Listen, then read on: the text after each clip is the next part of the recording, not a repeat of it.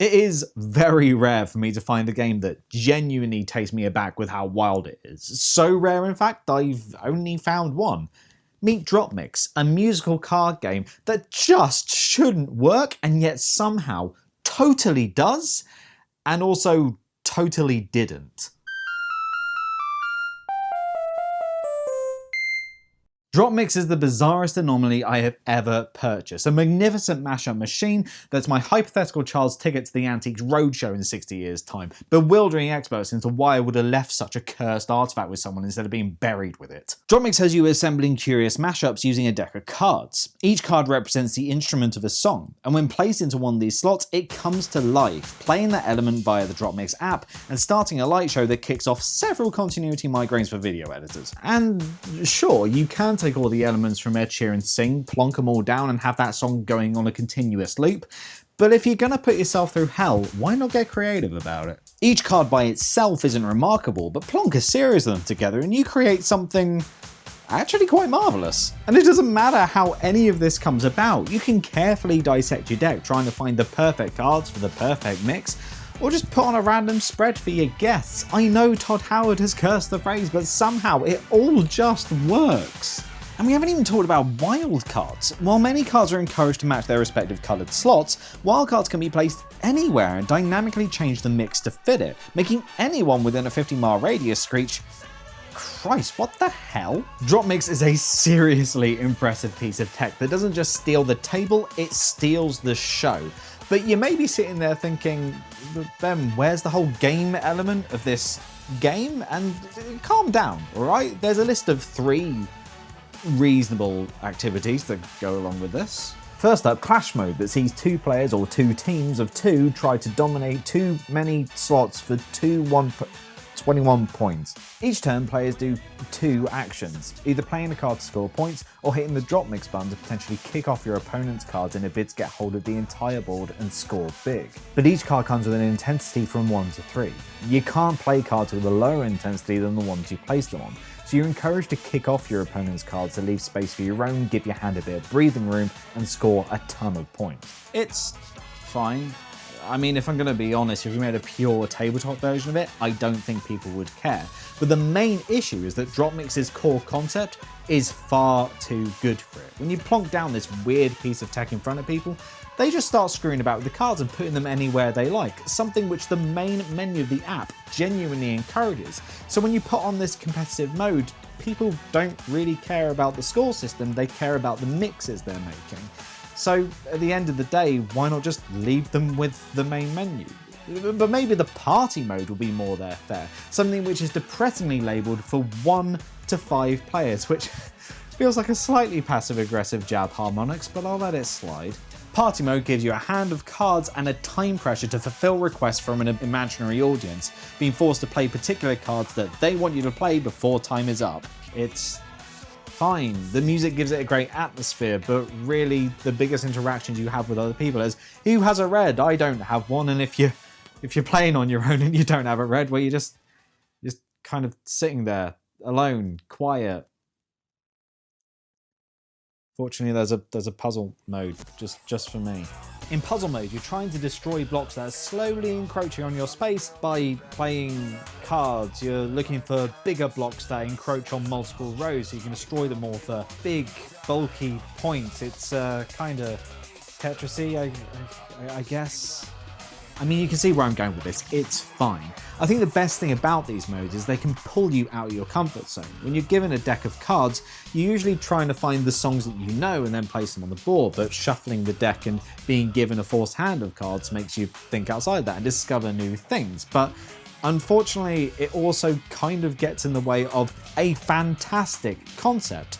And the one mode that doesn't do that is freestyle. Freestyle just lets you put cards wherever you want them, increase or decrease the volume levels on some tracks, increase the tempo, decrease the tempo, change the key, change the minor, the major. I'm not a musician, I don't know what that is. Freestyle actually encourages you to play around with Drop Mix, make mistakes that can easily be recovered with a wild card, or just keep screwing about. I don't know, put 5 vocal tracks on if you must. I mean, I don't, it'll be a nightmare, but you know. Everyone I put Drop Mix in front of has been absolutely astounded by it. but they've never really wanted to return to it. And that's been so frustrating, but also something I can't really fight. I absolutely adore Harmonix. They're one of the companies that made me want to get into the games industry, and frankly, all the developers there are astounding illusionists that can make you feel like you're in a rock band even though you've just got a piece of Fisher-Price gear draped around your neck. And the reason why it feels so good playing those games isn't because of peripherals, but because it feels like gallons of aesthetic attention has been poured into every single note in these games, meticulously placed to try and mimic the song as best as possible, getting louder as the crowd cheers on your combos. Even Amplitude, a game that's a couple of quid with no peripherals, gets this, with you slowly building up a track in time to the beat. Now this would be an exceptionally difficult thing to replicate in tabletop form, especially with your stupid clumsy hands trying to shift cards around to a beat and the app trying to read everything to an exact momentum. But the problem is, without that strong hook that makes you feel either smart or skillful, it just feels like you're putting elements on a board and letting the app play them out, and that feels cool, but you don't. But I tell you what is cool, talking about distribution issues. When Dropmix launched, the stores I visited had no idea what to do with it, and with minimal hype coming alongside it, they just kind of put it with the Funko Pops, the Crash Bandicoot mugs, and the equally hard to find DLC booster packs containing predetermined cards. Now in principle these are a good idea, sort of following the living card game model. You could see clearly the card on the front, and every card in it beyond that would be exactly the same for each pack, so you can ensure you wouldn't get any duplicates. Problem is, after about a month, these were very hard to find in brick and mortar stores, and online, retailers would frequently say that they can't guarantee that you wouldn't get duplicate packs. And what's worse than getting 1 or 2 duplicate cards in a pack? Getting an entire duplicate pack and being told to deal with it. Combine this with the system's launch price of 120 quid, and it's easy to see why the game never really left the shadows it was confined to. It feels far too harsh to say that Dropmix died, because it never truly got a chance to live. The concept seems too good to fail, but as it was confined to a peripheral too expensive for many to justify buying, and too much of a time sink to expand upon, it barely got opportunity to shine and break out the passionate cult status it established. The idea of this wonderful, goofy concept just fading away after it had so much passion poured into it, it's just heartbreaking. And if there are any justice in the world, it will be given a chance to shine once again. And then, in 2020, when hope was merely a myth, Fuser came along. Fuser is Dropmix rising from the ashes and digitizing itself onto consoles and PC with absolutely no peripherals in tow. So if you still wanted those, well, I'm afraid you're going to have to bring them from home. Calling Fuser Dropmix for consoles honestly isn't a stretch. You're still piecing together mashups to blast out and determine if your neighbours have any taste.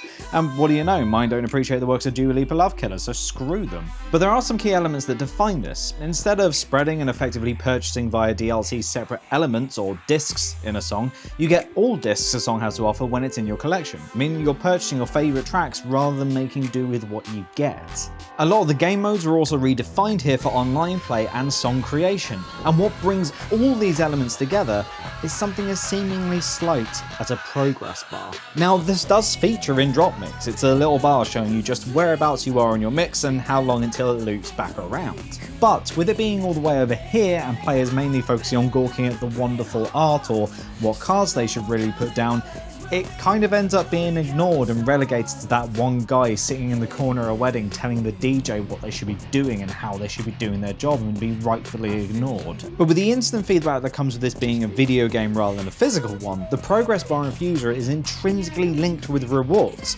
You're praised for dropping discs on a downbeat, essentially every fourth beat, netting you bonus points, increasing the love from a jumpy crowd, and ultimately making your mixes sound a lot better. But what really sets this apart are pickups. Each disc of a track has these elements that aren't defined by downbeats. They could represent the dramatic entrance of a chorus, the lead into a catchy riff, or a hefty vocal punch. This seemingly slight addition doesn't just cover the progress bar in colourful ribbons, but gives would-be DJs a cheat sheet of when they should strike to put together a masterpiece is a strong word. It's pretty easy to switch up anthems on the constant downbeats, but striking at just the right point for a pickup feels almost transformative. And it's at those points where the illusion that Harmonix cast so well hits once again, and ultimately is what separates Fuser from its ancestor Dropmix. That reaction that players have from adding elements to tracks, going from that's pretty cool to holy sh**. Sure, without these tools, it's still a laugh. But with them in an easily accessible format, you're being encouraged to get creative with the utter wizardry Harmonix have provided. It might be completely accidental, but you could land a disc at a prime spot and create something that U-turns perception so rapidly you're in danger of snapping necks.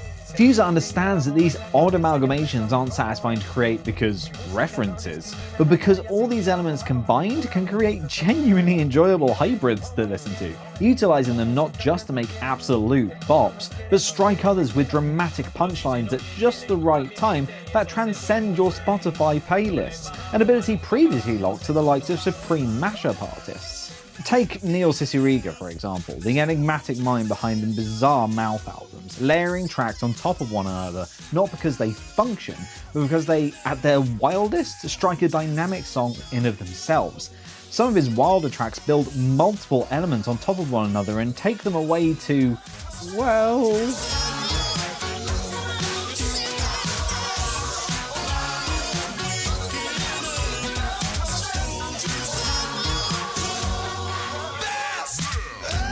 He knows when to hold back, but he also knows when to go full throttle and right hook you in the earlobe with something comforting and familiar, but also disturbingly out of place, like somebody breaking into your home to offer you a stunning quiche. And it's this constant shock and awe that Fuser thrives off of, creating perhaps the funniest game I've played in years. Even if you're too tone deaf to become a dream DJ, you're at least funny enough to grab your own Netflix stand-up special.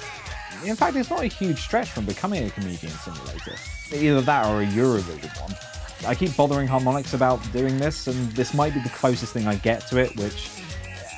fair. Oh, but come on, Harmonix, did you not see Iceland this year? Don't tell me you don't want to make a Scythe keyboard Megazord peripheral. Some of the greatest stand-ups understand how to manipulate the rhythm of their sets to create something hilarious. And those who take on musical monikers utilize this to the extreme, manipulating the structure of songs themselves to catch people unawares. It's ridiculously tough to do, and Fuser makes it look very easy. And it's that feeling of being the smartest, funniest person in the room that Fuser delivers and propels you forward. It keeps you going, which casts the wool over your eyes and convinces you that you know what you're doing when really Harmonix are putting all the legwork. Sure, you can play Cards Against Humanity and play pre-recorded punchlines and I hope they'll make grammatical sense, or you can pull together several pre-recorded tracks into a genuinely inventive combination. And if you want to delve even further, Fuser offers a range of tools in its video game form that perhaps wouldn't have worked all that well in Dropmix. You can still change tempo and mode much like Dropmix, but instead of having risers confined to you playing specific wildcards, you can just manually throw them in a bit to salvage a track sounding like a bunch of radios in a literal car crash. But you can also line up tracks to switch things up on the fly, add effects to any disc to separate it from the lineup, or even screw around with instruments and chuck them in with your own flair. Now these feel like features that Harmonix would have liked in Dropmix, but ultimately wouldn't really have worked with this form of this concept, mainly because it's quite easy to have 5 players focus on their own hand of cards, but quite difficult to have all 5 of those people mucking about with your phone and smudging it up with their fingers. But also, with this added complexity comes questions about accessibility. It doesn't matter how easy the game is, this is a barrier for entry for anyone who doesn't really know how to use it well. And when you compare it to something like Dropmix, I mean, this is pretty easy. You just put a card down and it's done. So how does the game combat that? Fortunately, Fuser's campaign mode is effectively one large tutorial for its system, slowly adding new elements for you to get your head around, all the while encouraging you to get the crowds jumping. The game even stops at points to ensure you can catch up to its mechanics before moving on to point-defining territory. I was going to complain about this beforehand, as the encouragement to switch up discs constantly to keep low attention spans of the crowd up for big points doesn't really encourage you to actually listen to your creations. But as it is effectively a tutorial from beginning to end that nicely presents and paces mechanics, it's all good, because you're given an opportunity to listen a whole lot more to whatever obscenities you create in other modes. Fuser does have a battle mode much like Dropmix's Clash, and it's it's fine. Look, I'm beginning to realize this entire concept, for me, doesn't work competitively, but absolutely shines cooperatively. And Fuser absolutely highlights this in its social media-esque dynamics. Whilst there is still a ridiculously satisfying freestyle mode to play in, Fuser's social feed encourages users to play around with tracks from a certain genre or using a theme. Once uploaded, players can vote on mixes they enjoy for exclusive rewards. Whereas Freestyle might have players enjoying themselves but wandering off once they think they've exhausted all options, this actually has you sticking with things, trying to suss out what pickups work best in the limits of one bar, and slowly transforms improvisation into refinement. I have tricked myself into thinking I'm just going to sit here for a few minutes and muck about with Fuser, when in reality it's been hours as I've been trying to polish up and refine mixes, experimenting with what works and what doesn't work.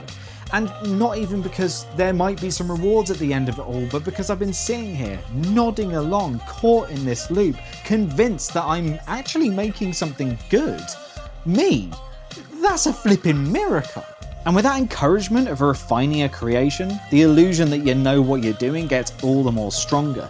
Even seeing somebody else's far better mixes isn't a strong enough snap back to reality to break it. My goodness, I want this game to succeed. Not just because it's great, but because it's reinforced the love I've had for Harmonix since their early games. Their dedication to their craft and their determination to continue an idea, even when aspects outside of its design has left it in the shadows once before. But whilst I prefer Fuser over Dropmix, I'm certainly not going to try and convince you from getting the latter. If you'd rather laugh at your own inventions face to face and don't think your crew would care about features like adding your own instruments to mixes, by all means snag it. You can now get it at a really decent price with a huge bulk of cards to boot. Just don't rub it in my face if you ever meet me, alright? I'm still kicking myself in the teeth for losing £100 over this. I've wanted to do a video on Dropmix for ages, but couldn't really recommend it on the basis of its limited appeal with those who I played it with and the astronomical price of it. But with Fuser's release and that price drop, it feels like the soul of both of these games have adopted broad forms to make up for its previous inaccessibility. I may prefer Fuser's immediate feedback when creating mixes, but I hope this video hasn't come across as a which is better style critique, more of a look into how these titles can provide separate experiences based on your needs. In a time where a library of games are released every month and many are simply forgotten about, I'm so glad this idea as a whole got a second chance to highlight just how great it is. If you've played musical games for the satisfying swell of joy that comes from the impact of a well-timed beat, or you're just a perfectionist, get Fuser in immediately. But if you prefer to hear the guffaws of your friends as you're creating absolute messes rather than watching emojis climb a screen, get Dropmix. Whichever you pick, I assure you, you are in for an incredibly unique experience.